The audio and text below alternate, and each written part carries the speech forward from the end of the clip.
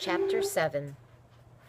Grandfather had said that the trip across the bay to Elizabethtown would take about 2 hours of good sailing. But with a cold, blustery wind in her face, it seemed longer to Ellen. As the sloop plowed through the rough green waters, she watched the chunks of floating ice that had come down from the north. She shivered as she heard the boat crunch through them. High above the white sails, she could see that the sun had come out among ragged patches of clouds, but it had no warmth. The tall mast made her think of the gallows. She had walked past the gallows in New York, holding fast to her grandfather's hand as she stared at it.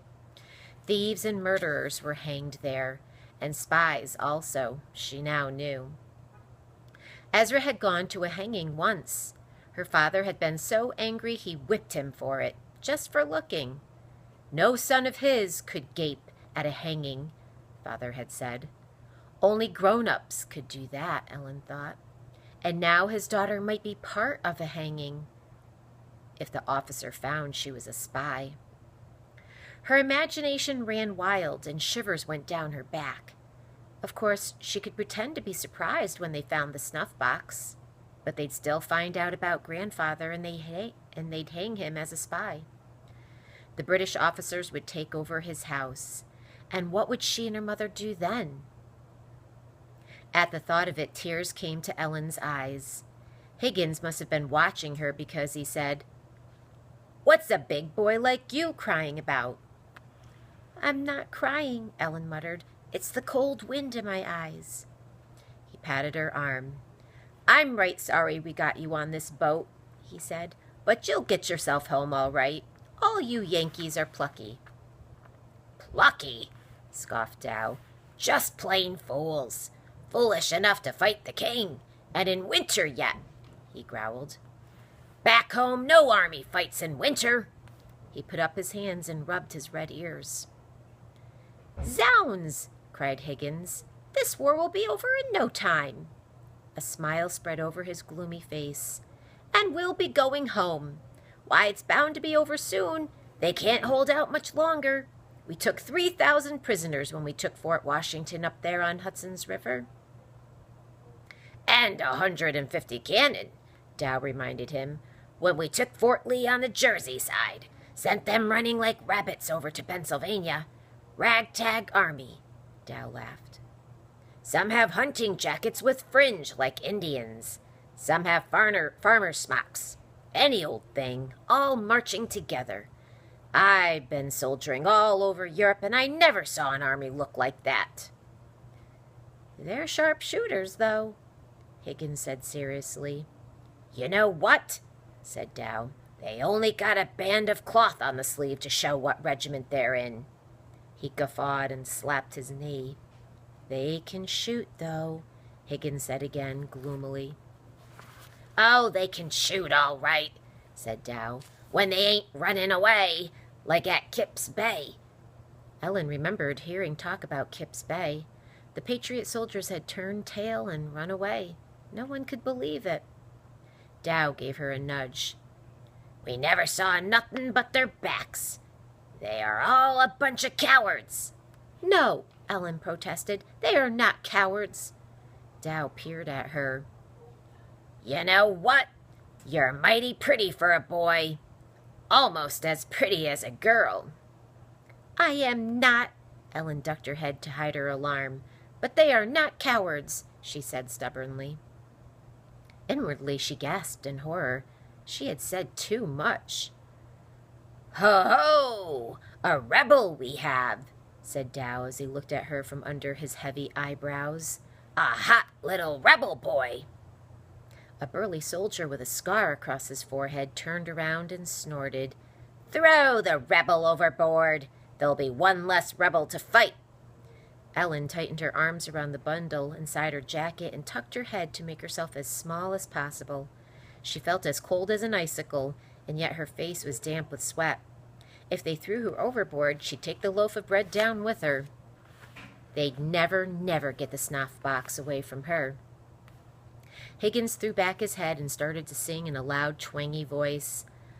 "Come all you soldiers bold, lend an ear, Immediately the men around him sang out a loud refrain, "Lend an ear, lend an ear." Higgins sang the next line, "Come all you soldiers bold, lend an ear." And the men boomed back the refrain, "Lend an ear, lend an ear." Higgins sang verse after verse, and the men joined in the refrain. Ellen was glad because it took their minds off her. But by the time they had sung "Hearts of Oak" and "Old King Cole," she felt more relaxed. "They must have been teasing me," she thought to herself. "They wouldn't really throw me overboard. Higgins wouldn't let them." Feeling relieved, she began to smile to herself. She had spoken right up to those rough soldiers in their red coats and their big black hats, and with a secret message right under their noses. After all those weeks of bowing her head and curtsying politely to the redcoats at home, she had spoken up and said what she thought. As the men sang the British Grenadiers, Ellen began humming along too, very softly. At length they came to the narrow channel where the tide carried them swiftly along. With sails set wide, like the wings of a white bird, the boat was skimming now instead of straining through the waves. Neither Dow nor Higgins noticed when she sat up straight and looked around. She watched the parade of boats as they filed down the channel. White sails ahead of them and white sails behind them. 20 boats, the man on Front Street had told her, and all of them filled with soldiers.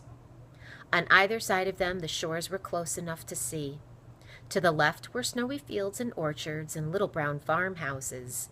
That must be Staten Island. She remembered the map in her father's schoolhouse. Once Ezra had explained the map of Long Island and New York Bay and all the colonies along the shore. Her father had shrugged his shoulders and said that a little girl didn't need to know things like that unless she was going to be a peddler, and he certainly didn't mean to have a peddler for a daughter. He didn't know he'd have a spy for a daughter, Ellen said to herself. She was glad that her brother had explained the map to her, for it was easy to guess that this was swampy land on the right with all the pine trees would be New Jersey, and the end of her journey. Soon she'd be jumping off the boat and racing for the Jolly Fox Tavern. She'd be safe inside with her grandfather's friends. At the thought of it, she could feel the load of worry rise up from her shoulders and float away. She felt so happy and relieved she started humming to herself. "What's amiss with you?" Dow growled at her.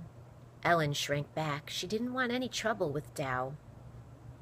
"You scare the boy," Higgins spoke up sharply. "He didn't ask to come along, did he?" "What's he afraid of?" Dow asked. "Me? Are you afraid of me, boy?" "No," said Ellen quickly. It wasn't true. She really was scared of him, and she wished he would leave her alone. But Dow kept staring at her, and she had to drop her eyes. "Well, maybe a little," she confessed. "A big chap like you shouldn't be afraid of anything," sneered Dow. "Talk right back to him, Toliver." Higgins' face was red, and his black stubble of beard looked dark across his chin. "I can't," said Ellen, looking up. "Why?" Dow made his eyes look round and innocent. "I'm as gentle as a morn in May." Higgins snorted. For a long time he sat staring off at the clouds in the sky. At last he said to Ellen, "When I was a boy, I had a brother who pestered me like that. I had to learn to talk back to him. Funny thing was, when he saw I wasn't afraid of him, he didn't bother me any more." He turned and smiled. "Bullies are like that." Ellen remembered Dicey and the way she had bawled when the Brinkerhoff boys washed her face with snow. Dicey's boldness seemed to collapse all at once like one of those balloons made of a pig's bladder when the air is let out. After a long silence, she said, "Are you ever afraid of anything now, Mr. Higgins?" Dow overheard her and laughed loudly. "I'm never afraid of anything," he boasted. The soldier with the scar across his forehead turned around again and hooted. "Never? What about White Plains?" Dow's face flushed red with anger. "Never!" he snapped. "Yah, yah!" shouted the other redcoats around him. Higgins did not answer her question right away. At last he leaned down and said in a low voice that only she could hear, "Well, son, I'll answer you true as I would answer my own son back home. Sometimes." He nodded his head. "Sometimes I am afraid, as many men are. Being afraid is nothing to be ashamed of." He threw a sidelong glance at her. "But when something has to be done," he said firmly, "don't wonder and wonder about being afraid. If it's important to you, do the best that you can." Ellen stared up at the white sails. This trip was important. At first it had been important to her because it was very important to Grandfather. But now she had seen the British soldiers with their guns and bayonets, hundreds of them, going to fight the Patriots' army. Now she was eager to help General Washington.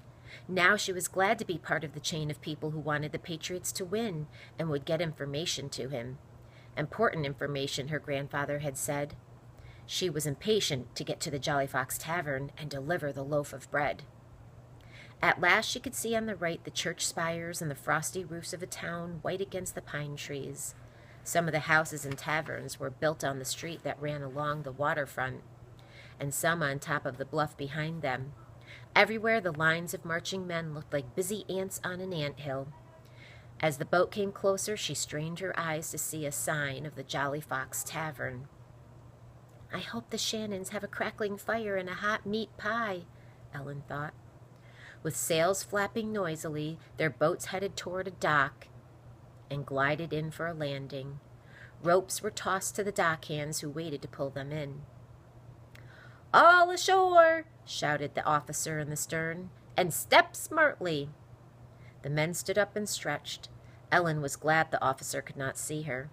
She quickly scrambled up on the dock, and when she was well out of Dow's reach, she turned and grinned at him. "Goodbye, Mr. Dow!" she cried happily. "Hold your tongue," growled Dow.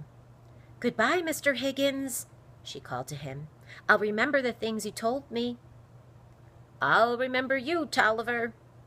Ellen's brown eyes were sparkling and her cheeks were red as winter apples. She slipped the blue bundle out of her jacket and swung it jauntily around her head as she turned to run. Dow grunted. "Pert little beggar," he said to Higgins. "Too pretty for a boy, to my mind." But Ellen didn't hear that. She was racing to the Jolly Fox Tavern.